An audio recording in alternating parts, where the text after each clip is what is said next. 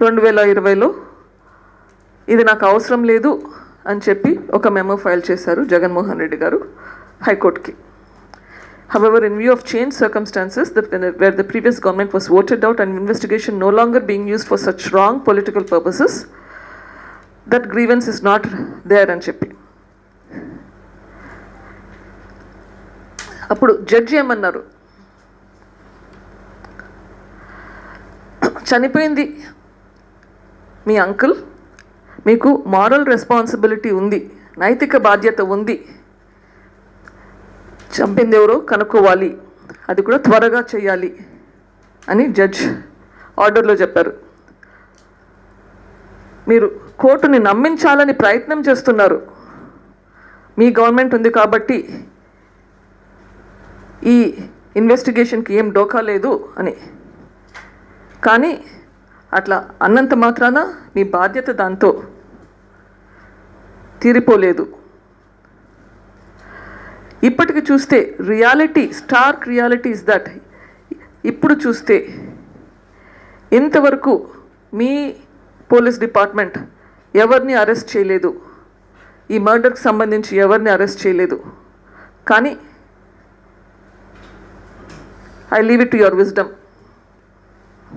అని high court judgment ఇచ్చారు.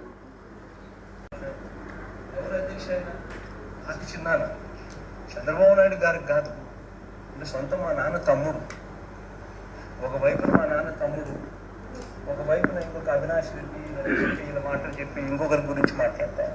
ఆ పిల్లోడు ఎవరు అధ్యక్ష? నా మరో చిన్నాన్న అంటే మా ఫాదర్స్ కజిన్, మరో చిన్నాన్న కొడుకు. ఎందుకు చేస్తారు అధ్యక్ష? ఒక కన్ను ఇంకొక కన్ను ఎందుకు పుడుచుకుంటుంది?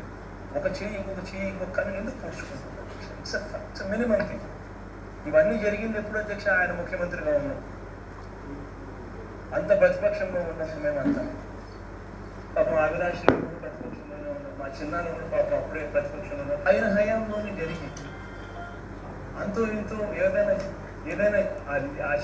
మా చిన్నాన్ని ఏదైనా చేసింటే వాళ్ళే చేసిండారు, వాస్తవం చెప్పాలి. కానీ అటువంటి దాన్ని ట్విస్ట్ చేసి వక్రీకరించి ఏమేమో చేసి లాస్ట్ దాన్ని మభ్యపెట్టే కార్యక్రమం చేస్తూ ఉన్నారు.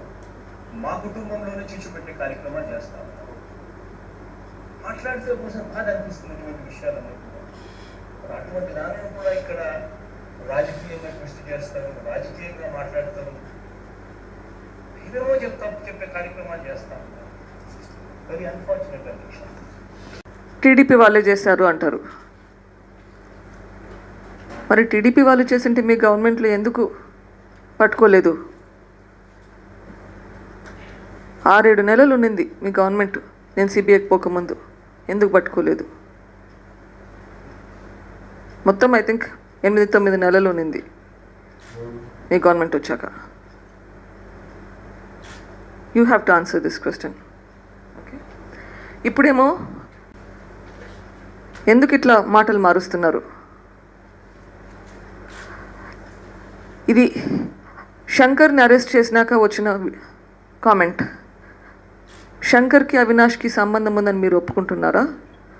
శంకర్ని అరెస్ట్ చేశాక తర్వాత అవినాష్ అరెస్ట్ అవుతాడు అని చెప్పి క్లారిఫికేషన్ ఇస్తున్నారా? డైరెక్షన్స్ ఇస్తున్నారా? Are you trying to influence the system? Series of events. ఆ తర్వాత ఇంకో భరత్ యాదవ్ ఎవరో ఒక లెటర్ రాస్తాడు సిబిఐ డైరెక్టర్కు. ఈ దీంట్లో ఏమో హత్య చేయించింది నరెడ్డి రాజశేఖర్ రెడ్డి అని చెప్పి. కొద్ది రోజుల తర్వాత కల్లూరు గంగాధర్ రెడ్డి ఇంకో లెటర్ రాస్తాడు. ఎంతమందిని ప్రలోభ పెడుతున్నారు, ఎంతమంది విట్నెసెస్ని ప్రలోభ పెడుతున్నారు. ఈయనేమో గంగాధర్ రెడ్డి నా మీద బ్లేమ్ వేస్తాడు. అండ్ ఇక్కడ ఇన్ఫ్లుయెన్సెస్ విట్నెస్ అవుతున్నారని చెప్పి మళ్ళీ సిబిఐ వాళ్ళ మీద కేసులు పెట్టడం మొదలు పెడతారు. ఇది ఉదయ్ కుమార్ రామ్ సింగ్ మీద. ఈ కేసు స్టే చేశారు హైకోర్టు. ఇంతవరకు కేసు పెట్టాక కేసులు పెడతారు, మళ్ళీ రెస్పాన్స్ ఉండదు. మీరు పెట్టిన కేసు మీద హైకోర్టులో స్టే పెడితే ఏఎస్పీ రామ్ సింగ్ పై కడప కోర్టు ఆదేశాలతో కేసు నమోదైంది. 195A 323 506 రెడ్ విత్ 34 సెక్షన్స్ కింద సిబిఐ ఏఎస్పీ రామ్ సింగ్ పై కేసు నమోదు చేశారు. వివేక కేసుల మీద కేసులు అంతా after the arrest of Shankar. Of course this ఈవెన్చువల్గా కోర్టులో క్లోజ్ అయ్యింది, క్లోజ్ కాదు, యాక్షన్ వచ్చింది ఈ మధ్యనే అనుకోండి. బట్ శంకర్ హిస్టరీ గురించి ఐ థింక్ పులివెందల్లో ఎవరికి తెలియని మనిషి ఉండకపోవచ్చు. శంకర్ని అరెస్ట్ చేసినాక అవినాష్ అరెస్ట్ అవుతాడని భయపడి ఇట్లా చేశారా, లేకపోతే మీ మీదకి వస్తుందని భయపడ్డారా నాకు తెలియదు. బట్ అంతవరకు ఇన్వెస్టిగేషన్ ఆఫీసర్ని మార్పించినాక కూడా సిబిఐ అయితే తన పని తను చేసుకుంటూనే పోతుంది. తర్వాత ఇద్దరిని అరెస్ట్ చేసినారు, ఒకరిని యాంటిసిపేటరీ బెయిల్ మీద బయట ఉన్నారు. ఇప్పుడు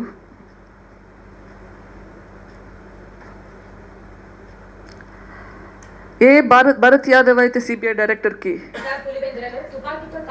లెటర్ రాశాడు. మంగళవారం పులివెందులలో దిలీప్ మహబూబ్ బాషాపై భరత్ యాదవ్ కాల్పులు జరపగా దిలీప్ విట్నెస్ గా ఉన్నాడు కాబట్టి గన్ లైసెన్స్ ఇస్తారా? I'm not sure. కర్నూలు జరిగింది, ఇది మనకు అందరికీ గుర్తుంది. 2-3 రోజులు కర్నూలు అస్సలు ఎవరు పోవడానికి లేకుండా తయారైంది. ఇది హాస్పిటల్, విశ్వభారతి హాస్పిటల్. ఈ రోడ్ అంతా బ్లాక్ చేశారు. మొత్తం ఈ రోడ్లో అంతా చాలా హాస్పిటల్స్ ఉన్నాయి. Almost 10-15 hospitals, clinics, nursing homes, pharmacies ఉన్నాయి. ఆ హాస్పిటల్ వీధి పరిస్థితి ఇట్లా ఉండింది. మిమ్మల్ని మీరు కాపాడుకునేదానికి ఎంతమంది హత్య జరిగింది కదా, అందుకే ఓటు వేయొద్దు వైఎస్ఆర్సీపీ పార్టీకి అని అడుగుతుంటే తను చెప్పారు, మాకు వేరే మాటలు లేవు, భయపడుతున్నాము అందుకేని. అమ్మా భారతి, ఇక్కడ చనిపోయింది మీ మామగారు, మా నాన్నగారు, మీ మామగారు. మీ మామగారి చావు గురించి ఎవరన్నా మిమ్మల్ని ప్రశ్న అడిగితే ఇదా మీ సమాధానం? రాజకీయాల మీ సమాధానం? భారతి చెప్పాలి. వివేకానంద రెడ్డి చావుకు కారణమైన కేసు ఎందుకు ముందుకు పోవట్లేదు? ఇందాక నేను రేస్ చేసిన క్వశ్చన్స్కి ఆన్సర్స్ బయటకు వస్తాయని భయమా? ఏంటి మీ భయం? నాకు అర్థం కావట్లేదు. నాకు భయం అంటున్నారు. నాకు భయం అయితే ఇంత దాకా వచ్చేదానా? మీరు భయం పెట్టుకొని వణుకుతూ ఈ కేస్ డిస్కషన్ గురించి మాట్లాడొద్దు అని గ్యాగ్ ఆర్డర్ తెప్పించుకొని దీని గురించి మాట్లాడితే గొడవలు చేసుకుంటూ మీరు వణుకుతూ ఎక్కడ ఓడిపోతారో అని చెప్పి మళ్ళీ ఏంటి మా మాటలు? ఫస్ట్ మీరు తేల్చండి, కేసు తేల్చండి. సంవత్సరాలు అయ్యింది, ఇంకా ఎన్ని సంవత్సరాలు పడుతుందో తెలియదు. ఇది పొలిటికల్ బ్యాటిల్. ఈ పొలిటికల్ బ్యాటిల్కి మనకి June 4th ఆన్సర్ వచ్చేస్తుంది. పులివెందల్లో ప్రజలు, కడప ప్రజలు, వీళ్ళందరికీ రాజారెడ్డి గారు మొదలుకొని రాజశేఖర రెడ్డి గారు, వివేకానంద రెడ్డి గారు వీళ్ళ కోసం ప్రాణం ఇచ్చే మనుషులు. ఎందుకంటే వీళ్ళ కోసం వాళ్ళు ప్రాణం ఇచ్చేదానికి రెడీగా ఉన్నారు. ఒక అవకాశం ఉంది. మన వివేకం సార్కి న్యాయం జరిగేలా చూడటం. ప్రతిసారి కోర్టుల్లో న్యాయం జరగాల్సిన పని లేదు. ఇక్కడ ప్రజల చేతుల్లో ఉంది. వివేకం సార్ మన మనిషి, మన కోసం కృషి చేసిన మనిషి. ఆయనకు న్యాయం ఇస్తారో లేదో మన చేతుల్లో ఉంది, మీ ఓటులో ఉంది. మీ ఓటు నిందితులకు వేస్తారా, న్యాయం పక్కన ఉంటుందా అనేది ఆలోచించాలా. గత వారం రోజులుగా తిరుగుతుంటే ప్రజల బాధ కళ్ళల్లో కనిపిస్తుంది. జగన్మోహన్ రెడ్డి గారికి భయముతోటి ఏం చెప్తున్నాడో ఆయనకే అర్థం కావట్లేదు అనుకుంటా. ఇంకొకటి యాక్చువల్గా అర్థమవుతుంది అనుకుంటా, నోరు తెరిస్తే అబద్ధాలు వస్తున్నాయి. దయచేసి జగన్మోహన్ రెడ్డి గారికి సలహా, మీరున్న సిచ్యుయేషన్ చాలా ప్రికేరియస్ సిచ్యుయేషన్. రేపో మాపో పదవి పోతుంది అనిపిస్తుంది. కొంచెం జాగ్రత్త అండి. Don't make too many enemies, you already have a lot of them. Rajasekhar Reddy గారు, వివేకానంద రెడ్డి గారు, పోనీ ఈవెన్ రాజారెడ్డి గారు, నాకు ఏమైనా అన్యాయం జరిగితే, ఎవరైనా సరే ఎవరికైనా అన్యాయం జరిగితే పోయి వీళ్ళ దగ్గర నిలదీసి గట్టిగా అడుగుతారు. అడిగే ధైర్యం ఉండేది, అంత చనువు ఉండేది ప్రజలకి వీళ్ళతో. నేను కష్టాల్లో ఉంటే అన్యాయం జరిగింది అని పోయి ధైర్యంగా చెప్పగలిగి న్యాయాని కోసం పోరాడి తెచ్చుకునేవాళ్ళు. ఒకవేళ పొరపాటున వీళ్ళు తప్పు చేసినా నువ్వు తప్పు చేశావు అని ధైర్యంగా చెప్పగలుగుతారు వీళ్ళ దగ్గరికి వెళ్ళి. అటువంటి రిలేషన్షిప్ ఉండేది రాజశేఖర రెడ్డి గారికి కానీ వివేకానంద రెడ్డి గారికి కానీ ప్రజలతోటి. జగన్మోహన్ రెడ్డి గారు, అవినాష్ రెడ్డి గారు పక్కన పెట్టండి, మాట్లాడే యోగ్యత కూడా లేదు ఆయనకి. జగన్మోహన్ రెడ్డి గారు ఏ విధంగా వారసుడు అనిపించుకుంటాడు? ఆ లక్షణాలు ఎక్కడైనా కనిపిస్తున్నాయా ఆయనకి? ఏ ఒక్కటైనా కనిపిస్తుందా? ఇన్ఫ్యాక్ట్ ఆన్ ద కాంట్రరీ ఆలోచిస్తే సిచ్యుయేషన్ కంప్లీట్గా తారుమారయ్యింది. ఈరోజు నాకు ఏమైనా అన్యాయం జరిగితే పోయి అడగడానికి భయము. మీరేమైనా తప్పు చేశారో అని నేను చెప్పడానికి కాదు కదా, నాకు అన్యాయం జరిగింది, పక్కన మీ వాళ్ళు ఎవరైనా నాకు అన్యాయం చేస్తున్నారో అని పోయి చెప్పాలంటే భయము. ఎందుకు?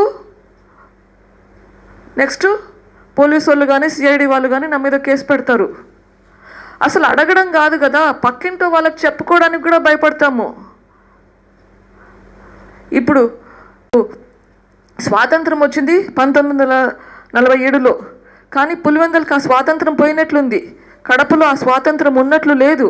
ఇప్పుడున్న పరిస్థితుల్లో మనం ఆలోచించేది కూడా కొంచెం ఆలోచించాలి.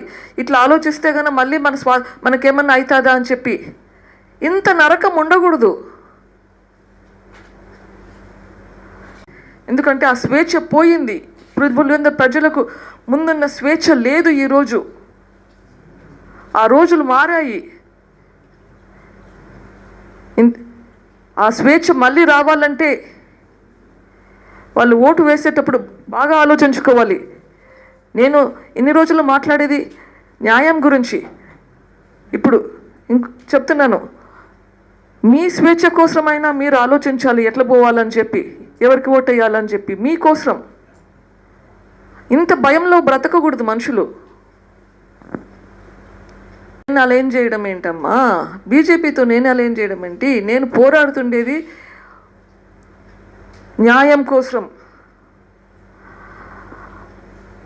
జగన్ గారు న్యాయం కోసం నాతో ఉండాలి. ఎందుకు ఆయన లేడు? నేను అడుగుతున్నాను. వివేకానంద రెడ్డి గారికి న్యాయం జరిపించాలని మీరు నా దగ్గరికి రావాలి. మీ పార్టీ వాళ్ళు నాతో రావడానికి భయపడుతున్నారు. సునీల్ యాదవ్కి ఫోన్ చేస్తున్నప్పుడు సునీల్ యాదవ్ ఎక్కడ ఉన్నాడో అవినాష్ రెడ్డి ఇంట్లో ఉన్నట్లుగా చూపిస్తుంది.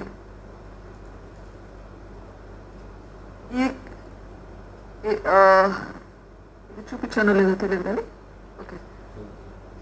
అవినాష్ రెడ్డి వాట్సాప్ రికార్డ్ 4 గంటల తర్వాత చాలా కాల్స్ ఉన్నాయి. ఇక్కడ చూస్తే కనుక ఈ సంఘటన జరిగింది మీ వెనకాల ఆ రూమ్లో. So I'm bringing you to ground zero. ఇది కూడా చూపించాను మీకు లాస్ట్ టైం. నిందితులకు అవినాష్ రెడ్డి గారికి ఉన్న సంబంధం, నిందితులు అవినాష్ రెడ్డి గారి ఇంట్లో ఉన్నప్పటి గూగుల్ టేక్అవుట్లు ఇవన్నీ మీకు చూపించాను. మీరు అడగచ్చు, at least points were raised, questions were raised. Google takeout at least 4, 5, 15 ఈ మధ్యకాలంలో చాలానే ఉన్నాయి ఇక్కడ. మనం ఇంతకుముందు మీకు గుర్తు ఉండొచ్చు, ఈ కేసు కన్నా అబ్జర్వ్ చేస్తుందంటే అజయ్ కల్లం గారు, ex chief secretary of United Andhra Pradesh, ఒక స్టేట్మెంట్ ఇచ్చారు సిబిఐకి. ఈ సిబిఐ స్టేట్మెంట్ మళ్ళీ నుంచి ఇవ్వలేదు అని చెప్పి కేసు కూడా పెట్టారు. కాకపోతే ఆ కేసులో సిబిఐ వాళ్ళు ఆడియో రికార్డింగ్ కూడా సబ్మిట్ చేశారు కోర్టులో. ఇది చెప్పడము 5 గంటల ప్రాంతంలో జగన్మోహన్ రెడ్డి గారి ఇంట్లో మీటింగ్ నడుస్తునింది. దాదాపు 5:30 ప్రాంతంలో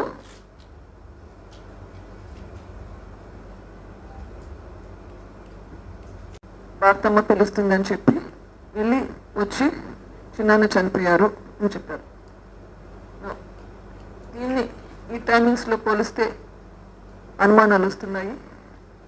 మరి ఎందుకు ఇది ఇంకా ఇన్వెస్టిగేషన్ పూర్తి కాలేదు నాకు తెలియదు. ఎందుకంటే ఇదంతా క్లారిఫై చేయాలంటే ఈ పిలిచిన అతన్ని ఫోన్తో మాట్లాడాలి, వీళ్ళతో మాట్లాడాలి.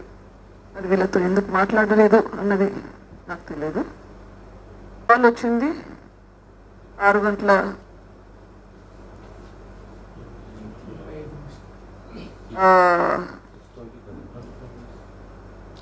లేదు 28 సెకండ్లకి ఉదయ్ ఫోన్ ఈ ఇంటి బయట పెడుతున్నారు. అది